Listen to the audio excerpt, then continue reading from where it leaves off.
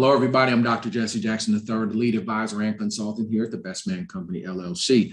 Thank you for joining me. We're talking about the dangers of toxic workplace conduct. What we have found over the course of the last 10 years is that literally, we're seeing more toxic workplaces as the problems of people, personal problems of people, whether it's our students and parents, whether it's our employees, whether it's our administration, they bring their personal problems to the job, and it has such a negative influence on the bottom line. There are some foundational things that I believe we need to take a look at.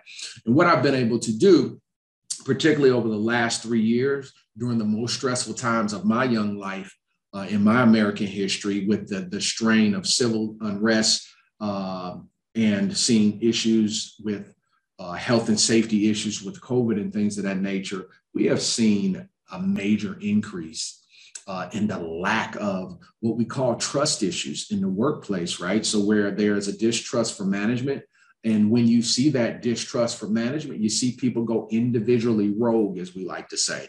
People really let their poison in their personality really take over. And this can be at all levels. This can be manager doing it. This can be an employee doing it, guys. So the thing is that we need to do, the first thing you've got to do whenever you're dealing with toxic conduct, you got to identify it, right? What does toxic staff members look like? What does a toxic leader look and sound like, right? So the thing I want us to do right here is identify things in your organization. Now, if you have one of these, you need to be concerned. But if you have 5 of them, I created this program for you. Let's go. Here they go. Number 1 is gossiping. 2, listening to gossip. 3, impeding coworker growth with your actions.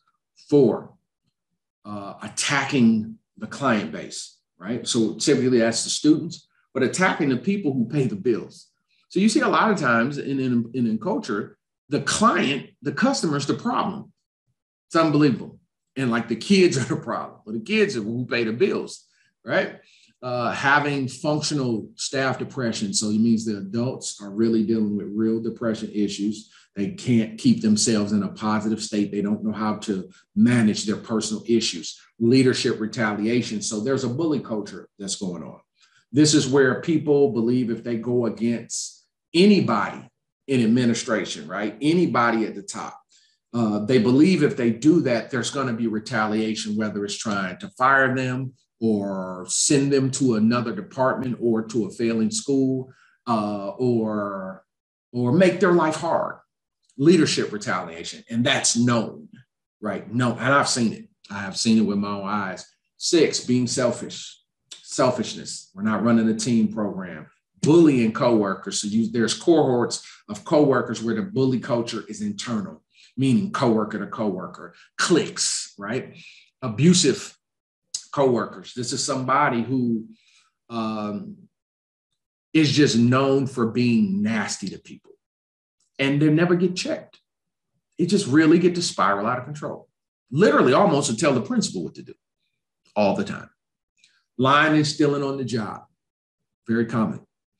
Talking negatively about your boss or the coworkers.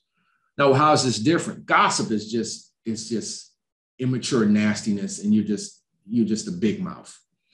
Talking negatively, publicly, about your boss or coworker, it's a very serious ethical violation. A lot of people don't understand that, but that's a serious ethical violation. And I don't care. That's something that people need to understand. That should never happen. However, it's common. Lack of production or having poor work performance. No production, more talking than work. Tardiness, absenteeism. Poor teamwork. We do not work together. And there is great leadership disloyalty. These are, and then you can really say and see a consistent lack of trust in these relationships.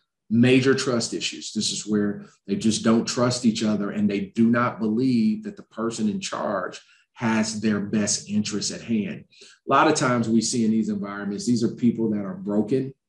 They have their own sets of traumas, their own personal problems, and they bring that to work. See, that's the thing about trauma.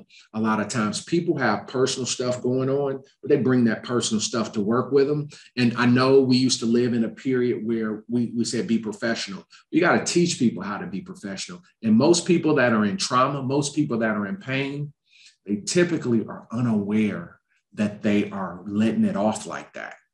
100% of everybody that I've brought their trauma to their attention, they've changed. Because they're like, my God, he's neutral. He doesn't even work here in theory. How can he see it?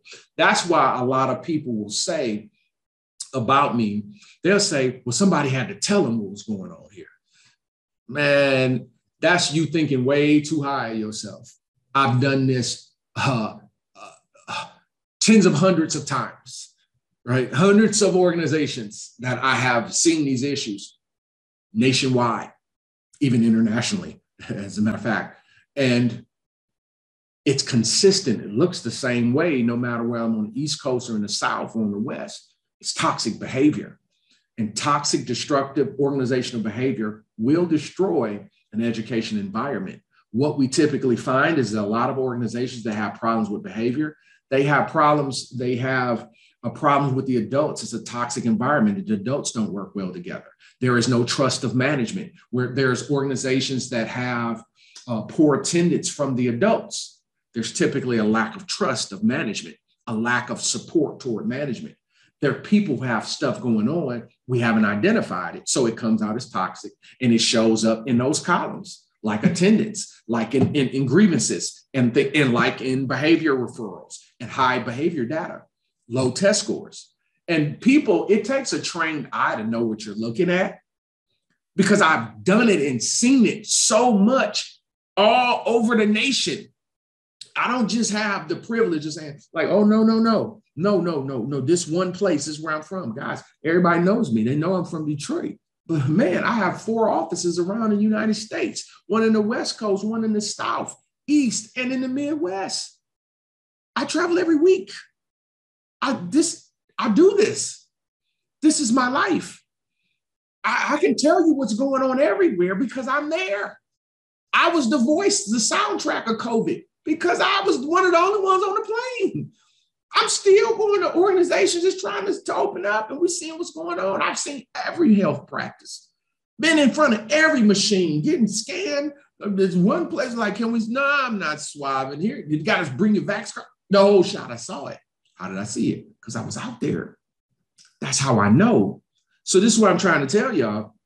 This stuff, unfortunately, is universal, and it's not good, and it's not getting better. The only way to deal with destructive organizational behavior is to confront it. You have to bring it back to the leadership table. So what I've been able to develop here in this particular coaching program, this is a year-long program, and it provides monthly videos for the leader.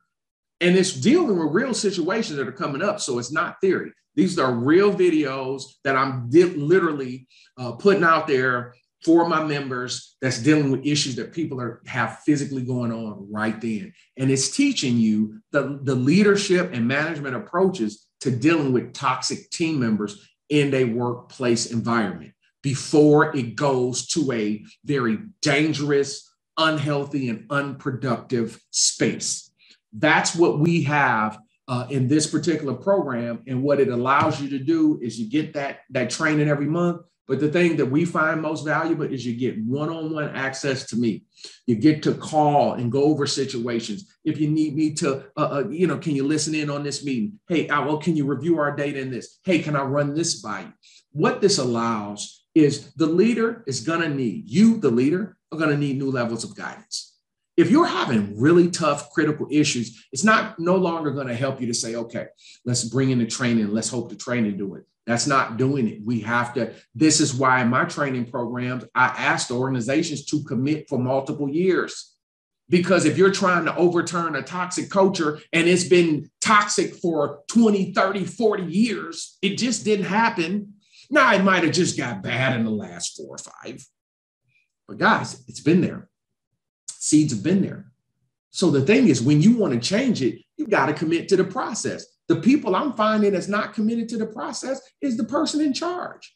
Because what it's going to call for is that you personally have to develop, because you have to be a person who other adults want to follow. Two, that people can trust, not known as a jellyback, not known as a person that's going to go back and forth to keep people happy. If you have that type of personality, folks, you need to go back to the classroom.